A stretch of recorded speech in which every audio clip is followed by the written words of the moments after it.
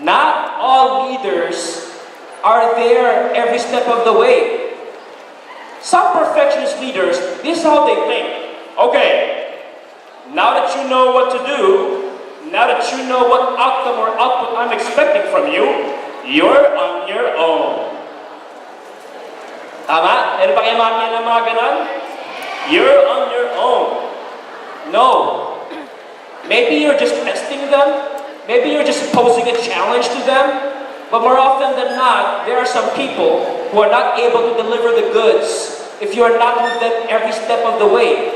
Parang yung ating featured image. See? Let's assume that the person on either side is the boss, and the other person is the employee or his subordinate or his teammate. Actually, personally, I'm not a fanatic of the word subordinate.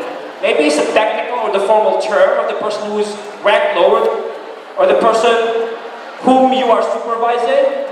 Pero I always tell the leaders that I'm training not to call their people subordinates. Why? Kasi parang, alam mo yun, yung tipong superior-inferior relationship. Right? Boss, parang master-slave yung dating eh. So I always tell them, you may be higher, but they should be treated like they're at the same level as you are. So instead of calling them subordinates, call them teammate. Gandang pakinggan, ano? Imbis na subordinate, hi teammate.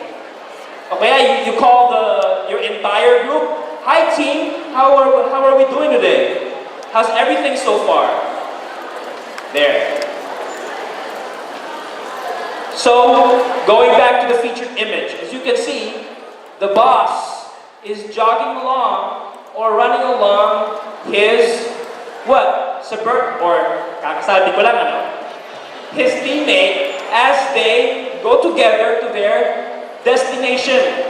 In the workplace, that's also the same case. You have to be there every step of the way. Meaning, in the implementation stage of the project, the task, or the assignment, you have to, letter M. Sige, sino makakapag-provide ng word na yan? You have to be there every step of the way. You don't leave your people or your teammates behind. You should always guide them. You should walk or run along them. So, how do you call that when you check up on your person every once in a while? Yes? Do we have a mic sa audience para di na tayo pumunta doon?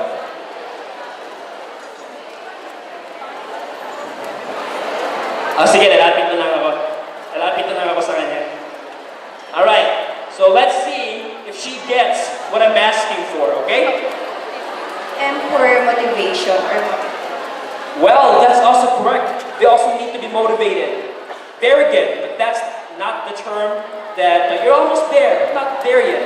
Ang gulo, no? You're almost there, but not there yet. Okay, but I'm thinking of another word. Thank you so much. Let's have that guy over there. You have to monitor. Tama? Mali. Monitor? Okay. His answer is correct. Very good. Sa meron nakakuha doon. Yes. You have to monitor. You have to check on them every once in a while. Guys, what do you have to monitor? What do you have to check up on every once in a while? Simple lang. How they are doing. You have to evaluate how things are going along. You have to ask them if, are you doing okay? Don't you have any problem? Don't you need any additional assistance from me? There. And when you guys monitor, when you guys check up on your teammate every once in a while, you get to know if they're doing what? Their objectives in the right way. So, you are given that opportunity to coach or counsel them. That's what we call checking for understanding. If you see that they're not doing what they're supposed to do the right way, then you coach them, right? If you think or observe that they're losing the drive, if they're running out of the interest or the motivation to finish the task at hand, then you counsel them. As you finish your course, you'll be able to determine the difference between the two. But in a very few words, coaching is what? Correcting their performance. So it's more based on their knowledge and their skills. You correct or you improve their knowledge and skills. Pero counseling is much different. Coaching cannot correct a problem or an issue with attitude or life matters or personal stuff.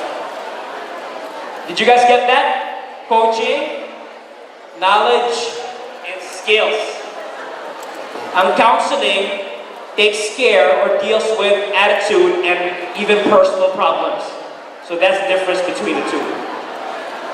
Okay?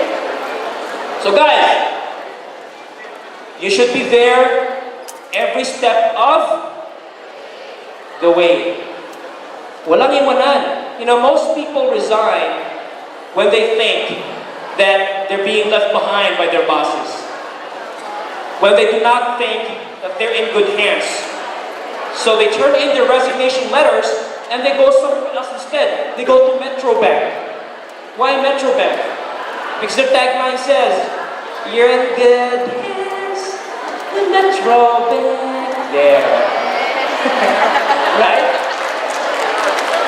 So, if they feel that they're not in good hands, they jump ship to other companies. And this is one of the drivers of employee resignation and what we call in our industry, I'm not sure if this applies to all industries out there, attrition. Running out of people. Brain drain, intellectuals lost.